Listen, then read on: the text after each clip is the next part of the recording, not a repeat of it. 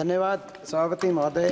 Finance bill जो कि सरकार की टैक्सेशन पॉलिसी से संबंधित है, कैसे सरकार अपने फाइनेंसिंग करती है अपने बजट को, उससे संबंधित विषय पे मुझे आज बोलने का जो अवसर मिल रहा है।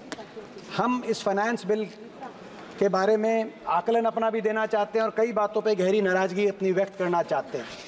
अभी सही कहा गया डिबेट में मुझसे पहले स्पीकर द्वारा कि सरकार की टैक्सेशन पॉलिसीज़ देश के गरीब पे, किसान पे, आम आदमी पर बोझ ज़्यादा डाल रही है और कॉर्पोरेट और देश के अमीरों पे बोझ कम डाल रही है। सरकार की नीति ऐसी दिखाई दे रही है कि सरकार की नीति है ज़ीरो आम आदमी के लिए। दो नीतियाँ हैं सरकार की, दो नीतियाँ। पहली नीति है आम आदमी के लिए, वो है ज़ीरो बजट, ज़ीरो बचत और टैक्स पर टैक्स की पूरी चपत।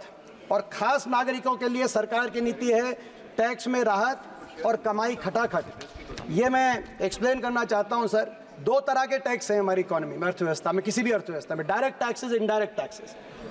डायरेक्ट टैक्सेस यानी कॉर्पोरेट टैक्स और इनकम टैक्स। ये डायरेक्ट टैक्सेस को प्रोग्रेसिव टैक्सेस भी कहा जाता है, क्योंकि ये स्लैब के साथ जिसकी जितनी कमाई हो उस पर लगाकर सरकार आर्थिक संतुलन अर्थव्यवस्था में ला सकती है। और इनडायरेक्ट टैक्सेस, जीएसटी, एक्साइज, ये वो टैक्सेस हैं जो पूरे देश पे बराबर के लगते हैं और गरीब आदमी पे ज़्यादा बोझ आता है। इनडायरेक्ट टैक्सेस मतलब अगर कोई मेडिसिन है, पैरासीटामोल या क्रोसिन की गोली है, देश का सबसे गरीब व्यक्ति अगर वो गोली खरीदेगा तो उसको भी उतना ही टैक्स उस पर देना पड़ेगा अगर देश का सबसे अमीर व्यक्ति वो गोली खरीदेगा। ये टैक्सेस का संतुलन देश की किसी की आर्थिक संतुलन से जुड़ी हुई बात रहती है।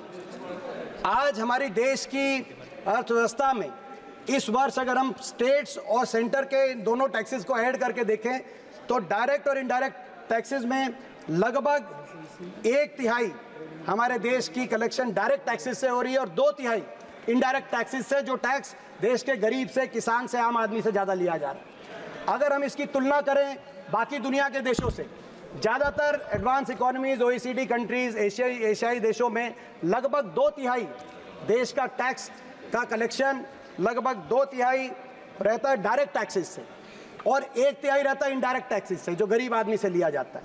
और अगर हम यूपीए के समय से तुलना करें, यूपीए के समय भी हमारी देश की अर्थव्यवस्था में काफ़ी संतुलन आया था और लगभग आधा 43% डायरेक्ट टैक्सेस से हम यूपीए के समय हमारी जो है सरकार लिया करती थी, 43% डायरेक्ट टैक्सेस से और 57% इनडायरेक्ट टैक्सेस से। तो यानी कि सरकार ने इस असंतुलन को विपरीत दिशा में लेके जाने का काम किया है। आज डायरेक्ट टैक्सेस में के माध्यम से कम कलेक्शन हो रहा है कॉर्पोरेट, और उसमें भी कॉर्पोरेट के टैक्सेस में सबसे ज़्यादा राहत सरकार ने देने का काम किया। पहली मर्तबा देश में इनकम टैक्स कॉर्पोरेट टैक्स से ज़्यादा इनकम टैक्स से कलेक्शन हो रहा है और अगले वर्ष तक पहली मर्तबा जीएसटी कलेक्शन भी कॉर्पोरेट टैक्स से ज़्यादा होगी। तो कॉर्पोरेट टैक्स से सबसे कम कलेक्शन हुआ और कॉर्पोरेट टैक्स के कलेक्शन में गिरावट आई है पिछले कुछ वर्षों में। खास तौर पे 2019 में जब कॉर्पोरेट टैक्स में एक राहत दी गई 30% से घटाकर 22% तक कॉर्पोरेट टैक्स को कम किया गया। आपकी नीयत क्या रही उस समय, उस पर मैं प्रश्न नहीं कहूँगा, लेकिन जब आपने बड़े उद्योगपति घरानों को, कॉर्पोरेट्स को ये राहत दी तो आपने कहा कि आप राहत इसीलिए दे रहे हैं कि अर्थव्यवस्था के अंदर निवेश हो, अर्थव्यवस्था में निवेश बढ़े, इन्वेस्टमेंट हो। और इस वजह से पिछले 5 साल में 8.7 लाख करोड़ की राहत देश के कॉर्पोरेट्स को देने का काम आपकी सरकार ने किया। लेकिन हकीकत क्या हुई?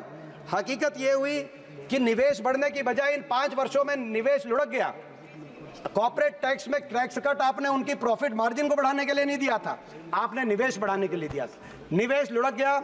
आज प्राइवेट इन्वेस्टमेंट यानी कि निजी निवेश दर देश में 20 वर्ष में सबसे निम्नतम स्तर पे है।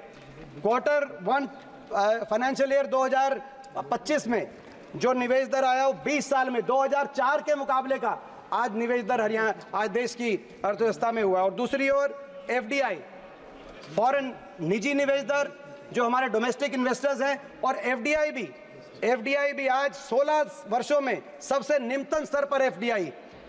इस वर्ष एफडीआई 1.1% जीडीपी की हमारी एफडीआई मिली। मैं सुन रहा था वित्त मंत्री जी कह रही थी कि एफडीआई कम इसलिए हुई है क्योंकि जियोपॉलिटिकल कॉन्फ्लिक्ट्स की वजह से, लेकिन जियोपॉलिटिकल कॉन्फ्लिक्ट्स तो पूरी दुनिया के लिए होने चाहिए।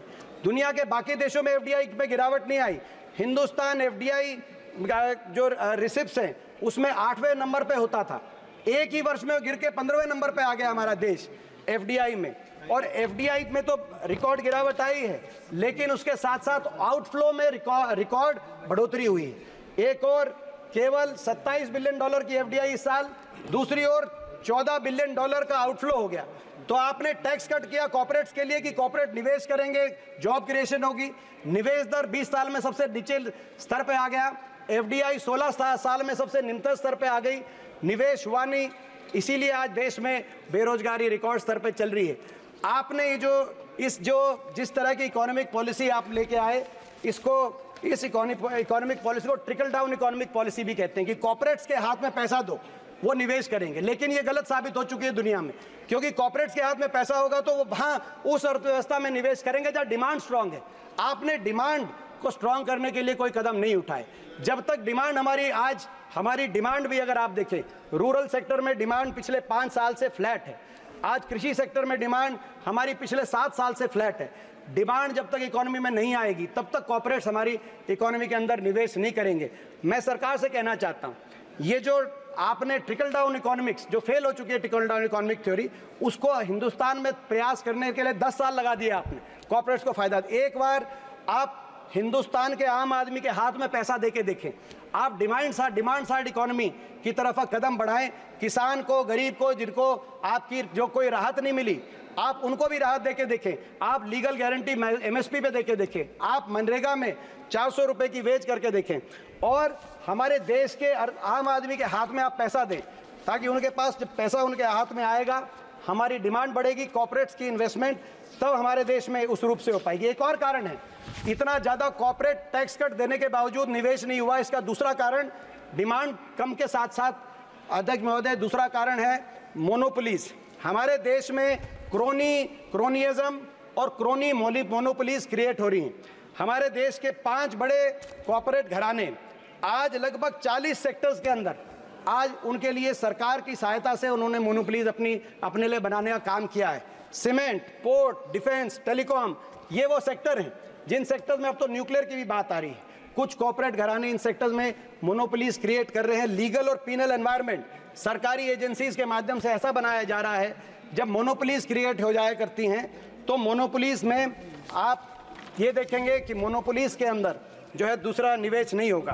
तो हमारी ये मांग है सरकार से कि यह असंतुलन जो बना है, जो गरीब आदमी से ज़्यादा लिया जा रहा है टैक्स, और कॉर्पोरेट्स को राहत दी जा रही है, इस संतुलन को सरकार सुधारने का काम कर। मैं एक और उदाहरण देना चाहता हूँ कैसे टैक्स लिया जा रहा है। पेट्रोल के बारे में मैं कहना चाहता हूँ, पेट्रोलियम प्रोडक्ट्स पे अगर हम 2014 की बात करें तो पेट्रोलियम प्रोडक्ट्स में हमारी सरकार ने 1,72,000 करोड़ का एक्साइज ड्यूटी से, हमारी सरकार ने एक्साइज ड्यूटी से टैक्स लेने का काम किया था यूपीए की सरकार के आखिरी वर्ष में, मगर 1,42,000 करोड़ वापस सब्सिडी में देने का काम किया था। मात्र कमाई पेट्रोलियम प्रोडक्ट से उस समय सरकार में 30,000 करोड़ थी। आपकी सरकार में इस वर्ष पेट्रोलियम प्रोडक्ट से कमाई है 4,32,000 करोड़ और सब्सिडी मात्र 11,000 करोड़। केवल पेट्रोलियम प्रोडक्ट से आपने 4,20,000 करोड़ देश की आम जनता से आप कमाई करने का काम कर रहे हैं। जहां हमारी सरकार एक वर्ष में 30,000 करोड़ करती थी, आप 4,20,000 करोड़ कर रहे हैं पेट्रोलियम प्रोडक्ट से। पेट्रोल पे एक्साइज हमारे समय ड्यूटी जहां 9 रुपये थी आपकी 20 रुपये, डीजल पे 3 रुपये थी आपकी 15 रुपये। आज पेट्रोल से आप कमाई कर रहे हैं। टोल्स के माध्यम से 2014 में टोल्स में जो के माध्यम से पूरी कुल कलेक्शन 3,000 करोड़ थी, आज टोल्स के माध्यम से 65,000 करोड़ है। हर वस्तु पे हम मर्दा की वस्तु पे जीएसटी लगाकर आज सारा कर का बोझ आम आदमी पे, आप किसान पे जो डालने का काम कर रहे हैं, इस नीति से हम इस नीति का विरोध करना चाहते हैं। हम यही मांग करते हैं कि राहत दी जाए, पेट्रोल डीजल की एक्साइज पे राहत दी जाए, इंडेक्सेशन और कैपिटल गेन टैक्स में जो इंडेक्सेशन की आपने बात की उसको वापस लिया जाए, लाइफ इंश्योरेंस, मेडिकल इंश्योरेंस में जीएसटी विड्रॉ की जाए। हम ये सारी मांगे सरकार से टैक्सेशन प्रोजेक्ट प्रपोजल में रखना चाहते हैं। इसके साथ साथ जहाँ तक मैं एक बात हरियाणा के विषय में एक बात मैं महत्वपूर्ण आपके माध्यम से रखना चाहता हूँ। अगर इस बजट में और इस फाइनेंस प्रपोजल में, माननीय खट्टर साहब भी बैठे जो हरियाणा के पूर्व मुख्यमंत्री हैं, सबसे ज़्यादा अगर सौतेला व्यवहार किसी एक प्रदेश के साथ किया गया है तो वो हरियाणा प्रदेश के साथ किया गया। और मैं बताता हूँ कैसे। जैसा कि अभी बताया जा रहा था कि हर प्रदेश केंद्रीय टैक्स कलेक्शन में हर प्रदेश अपनी तरफ से कोई भागीदारी करता है। कितना केंद्र एक प्रदेश में से लेती है और कितना उस प्रदेश को वापस देती है। हरियाणा से जीएसटी में हम देखें, जीएसटी टोटल क्या कलेक्शन में 7% देश की जीएसटी हरियाणा से आ रही है, 7.10%। और हरियाणा को वापस कितना मिल रहा है? जो केंद्र की तरफ से प्रदेशों में दी जाने वाली राशि वापस कितनी मिल रही है? मात्र 1.009%, यानी कि 1% के करीब। यानी कि दूसरे शब्दों में कहा जाए, हरियाणा से 7 रुपया केंद्र सरकार ले रही है और केवल 1 रुपया वापस दे रही है। और अगर प्रतिशत में बात करें तो 15%, 100 रुपये केंद्र सरकार हरियाणा से ले रही है और 15 रुपये वापस दे रही है। ये पूरे देश में सबसे कम अगर किसी एक प्रदेश को दिया जा रहा है, हरियाणा को दिया जा रहा है। प्रोड्यूसिंग स्टेट्स में थोड़ा कम है, ये हम मानते हैं, मगर दूसरे नंबर पे महाराष्ट्र है जिसमें कम दिया जा रहा है। महाराष्ट्र में 29%, यानी कि 100 रुपये ले रहे हैं तो महाराष्ट्र को 29 रुपये दे रहे हैं। कर्नाटक में 100 रुपये ले रही है केंद्र सरकार तो 39 रुपये दे रही है, 40 के लगभग। तो पूरे देश में 29 प्रदेशों में आज हरियाणा एक प्रदेश है जहां सबसे कम 15% ही केंद्र सरकार वापस दे रही है। और नेट डिवोल्यूशन की बात करें, कितनी केंद्र की राशि दी जाए, अगर प्रति व्यक्ति में देखें, प्रति व्यक्ति, आज दुर्भाग्य ये कि प्रति व्यक्ति मैंने कैलकुलेट किया अध्यक्ष महोदय, प्रति व्यक्ति अगर देखा जाए तो 29 प्रदेशों में सबसे कम पिछले वर्ष जो हमें डिवोल्व किया गया, हरियाणा को दिया गया 22,000 करोड़, यानी कि प्रति व्यक्ति 6,938 रुपये हरियाणा को प्रति व्यक्ति मिला पिछले से। ये भी 29 राज्यों में सबसे कम हरियाणा को दिया जा रहा है। आप बाकी राज्यों को देखें, गोवा में 40,000, आप अरुणाचल प्रदेश में प्रति व्यक्ति 1,40,000, आप तेलंगाना में प्रति व्यक्ति 25,000 केंद्र सरकार की तरफ से ये राशि दी जा रही है डिवोल्यूशन, मगर हरियाणा में मात्र 6,000 प्रति व्यक्ति प्रति वर्ष। ये पिछले 5 साल से, यानी कि 15th फाइनेंस कमीशन में 1% डिवोल्यूशन का जो फॉर्मूला हरियाणा के लिए निर्धारित किया गया था, खट्टर साहब यहाँ बैठे, उनने आज तक इस बारे में कुछ नहीं कहा। उसमें नीचे भी भाजपा की सरकार थी, ऊपर भी भाजपा की, सबसे कम हरियाणा को दिया जा रहा है। और ये जो सबसे कम दिया जा रहा है, सबसे कम ये दिया जा रहा है, सबसे कम। आप पूरा सुन लीजिए, उसके बाद खट्टर साहब आप जवाब दीजिए। क्या हो सकता प्रश्न पूछना चाहते हैं आज ये हम प्रश्न पूछना चाहते हैं, हरियाणा जिसकी आबादी देश में, हरियाणा का क्या कसूर है? हमारी आबादी देश में 2.1% है, क्या हमारा ये कसूर है? देश का क्षेत्रफल हरियाणा का 1.34% है। हमारे 4% देश की जीडीपी आज हरियाणा, क्या हमारा ये कसूर है? देश के जीएसटी कलेक्शन में 7% हरियाणा का योगदान है, क्या हमारा ये कसूर है? देश के फूड ग्रेन्स में, खाद्यान्न अन्न भंडारण में 33% हरियाणा किसान दे रहा है, क्या ये कसूर है? क्या देश की आर्म फोर्सेस में 11% हरियाणा से आर्म फोर्सेस का ह्यूमन रिसोर्स आ रहा है, क्या ये कसूर है? क्या देश के मेडल 50% देश के मेडल हरियाणा से आ रहे हैं, क्या ये कसूर है? और इसके बाद हरियाणा में 29 प्रदेशों में सबसे कम हरियाणा को मात्र 1% केंद्र से मिलने वाली राशि मिल रही है। और आपने देखा बजट में, हमें मुझे इस बात का दुख नहीं है कि बजट में हरियाणा का नाम तक नहीं लिया गया, इस बात का तो दुख तो है। लेकिन आपने देखा कि खेलो इंडिया का बजट, आज देश के 3 मेडल आए, मैं कंक्लूड की तरफ जा रहा हूं, देश के 3 मेडल आए जिसमें से 2 हरियाणा खिलाड़ी लेके आए। खेलो इंडिया का बजट भी जो 2200 करोड़ खेलो इंडिया का बजट रखा गया, उसमें भी मात्र 60 करोड़ हरियाणा को, यानी कि 2% बजट खेल का बजट भी हरियाणा में। और गुजरात में 500 करोड़ का बजट दिया गया, 20% खेलो इंडिया का, जहां से 1 खिलाड़ी मेडल। तो आज मैं समझता हूं कि अन्याय है। और पिछले 10 वर्ष में मैं कंक्लूड करते हुए मैं कहना चाहता हूं, पिछले 10 वर्ष में इन्होंने कोई एक परियोजना केंद्र सरकार की तरफ से, भाजपा सरकार की तरफ से हरियाणा को तो मिली नहीं।